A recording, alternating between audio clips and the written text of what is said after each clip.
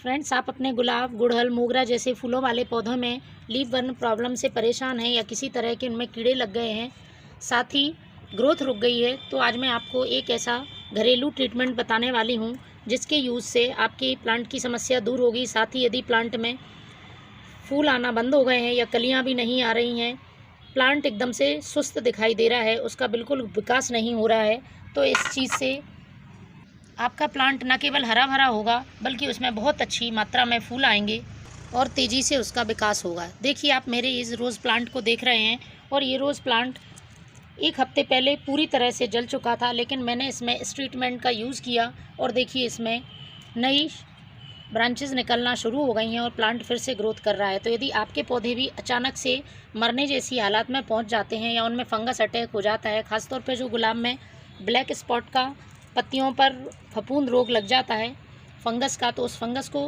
पूरी तरह से ये सफाया करता है। और ये है बेकिंग सोडा, जिसको मैंने पहले के वीडियो में भी इसका फ़ायदा आपके लिए बताया था कि गार्डनिंग में आप इसे किस तरह से यूज़ कर सकते हैं और पौधों के लिए इसके कितने सारे फ़ायदे हैं।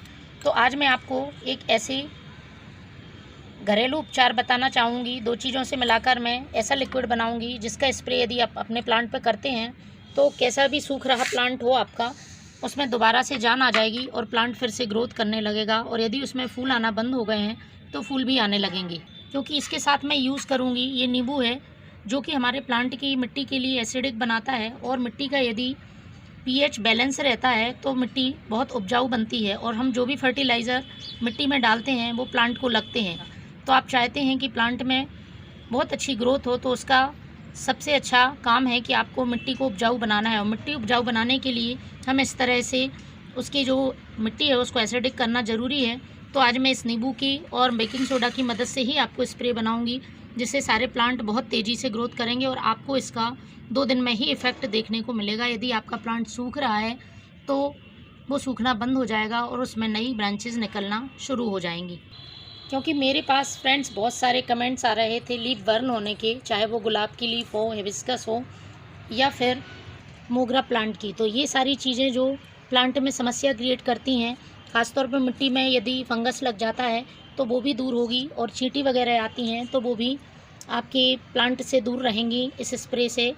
और देखिए प्लांट इस तरह से फ्लोरिंग करेगा। मैंने पहले इस स्प्रे को इस हिबिस्कस प्लांट पर डाला था और इसकी पत्तियां भी पीली हो रही थी और ये भी सूख रहा था, लेकिन देखिए हर ब्रांच में इसमें फूल आने लगे हैं। तो इसका बहुत ही अच्छा रिज़ल्ट मिलता है और ये एक जैविक फर्टिलाइज़र कह लीजिए या फिर जैविक फंगीसाइड कीटनाशक सारे काम करता है।